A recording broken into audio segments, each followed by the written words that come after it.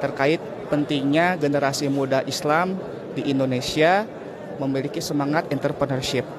Fa'alaihi falyatafadhal mashkuran ay Ustaz. Alhamdulillah wassalatu wassalamu ala Rasulillah. Allah berfirman dalam surah Al-Ahzab, "Laqad kana lakum fi Rasulillahi uswatun hasanah liman kana yarjullaha wal yawmal akhir wa dzakarallaha katsira."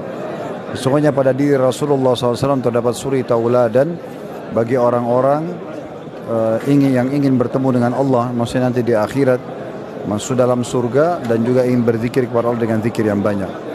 Rasulullah SAW seringkali disinggung suri tauladannya dari sisi penerapan hadis-hadis, praktek harian, zikir, sholat, ibadah umumnya. Namun banyak orang yang tidak menyentuh sisi kehidupan beliau. Allah telah mengatur kehidupan Nabi SAW dengan beberapa fase. Fase yang pertama itu adalah fase di mana terlepas daripada masa anak-anak, langsung kita masuk ke fase di mana beliau mulai bekerja. Di umur 8 tahun setelah kakeknya Abdul Muttalib meninggal, dari umur 8 tahun itu sampai umur 21 tahun, kurang lebih 13 tahun, beliau sudah berusaha untuk bekerja mencari income pribadi. Walaupun pekerjaannya pada saat itu adalah mengembala domba. Dan beliau mengatakan dalam sebuah hadis yang sahih, tidak ada seorang nabi pun kecuali pasti diperintahkan oleh Allah untuk mengembala domba, untuk tafakkur alam, karena mengembala domba itu di padang lapang yang luas, dan juga tentunya bisa banyak peluang untuk berfikir, berzikir, dan juga ada sumber income pendapatan. Jadi pada saat itu pekerjaan pengembala domba itu adalah sumber income yang paling diidolakan di Mekah. Dan beliau bekerja dari umur 8 tahun, sehingga beliau walaupun numpang di rumah pamannya Abu Talib, tetap saja beliau bisa membantu untuk membiayai keluarga itu selama 13 tahun. Berarti menandakan memang seorang laki-laki, seorang muslim harusnya sudah mulai punya income sendiri dan bekerja, terutama bagi anak laki-laki. Dan itu tidak harus memandang mereka harus selesai kuliah dulu. Karena ini Nabi SAW mencontohkan dari umur 8 tahun. Kemudian setelah itu fase kedua, beliau pindah dari umur 21 tahun sampai 40 tahun, ini menjadi seorang pedagang. 19 tahun dari hidup beliau itu diisi dengan perdagangan. Dan beliau menjadi seorang pedagang yang sangat ulung di Mekah pada saat itu, dengan beliau menggunakan metode terbaru yang belum dikenal oleh masyarakat Mekah di saat itu. Masyarakat Mekah membawa uang cash mereka dari Mekah menuju ke negeri Syam. Jadi mereka tidak bawa produk apa-apa, tapi Nabi SAW membawa produk Mekah, semua uang yang diamanahkan untuk dibisniskan atau diinvestasikan, beliau beli produk Mekah, lalu beliau bawa produk, tidak bawa uang ke negeri Syam, tapi bawa produk Mekah, diperkenalkan kepada penduduk negeri Syam dan dijual. Setelah untung dibelikan produk negeri Syam lalu dibawa ke Mekah, sehingga beliau mendapatkan 2 kali lipat keuntungan. Dan dari umur 19 tahun itu, umur 21 sampai 40 tahun beliau menjadi pengusaha yang sukses. Bahkan di fase inilah, di umur 25 tahun beliau menikah dengan Khadijah, dan beliau memberikan mahar 20 ekor unta, yang menandakan memang ini adalah punya kemampuan.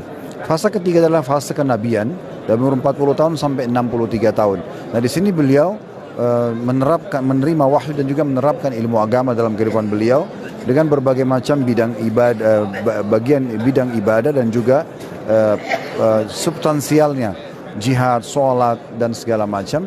Maka ini harusnya seorang muslim mengambil pelajaran, terutama generasi muslim, agar mereka tidak hanya fokus kepada praktik ibadah secara umum, tapi mereka juga harusnya punya pendapatan pribadi. Karena dalam Islam kita dianjurkan untuk berusaha mencapai kesempurnaan dalam semua sisi. Memiliki harta yang halal, berpenampilan yang baik, sempurna, kemudian memiliki ilmu yang luas, dan juga orang yang memiliki jabatan dan kedudukan yang baik di tengah-tengah masyarakat, sebagaimana dicontohkan oleh Nabi SAW. Mungkin begitu. Subhanakallahumma bihamdika, asyhadu an la ilaha illa anta astaghfiruka wa atubu ilaik. Wassalamualaikum warahmatullahi wabarakatuh. Waalaikumsalam warahmatullahi wabarakatuh. Terima kasih banyak Al-Ustaz. Jazakallah khairan katsiran. Barakallahu fikum. Saya jadi teringat suatu amanah penting dari Pak Khairul Tanjung, CEO Transcorp, bahwa 10 orang sahabat Nabi yang dijamin masuk surga, ternyata 8 orang diantaranya adalah pengusaha, Ustaz ya. Dan beliau, Masya Allah, Al-Ustaz Khalid Basalamah telah mempraktekkan pentingnya seorang muslim harus menjadi seorang entrepreneur yang sukses.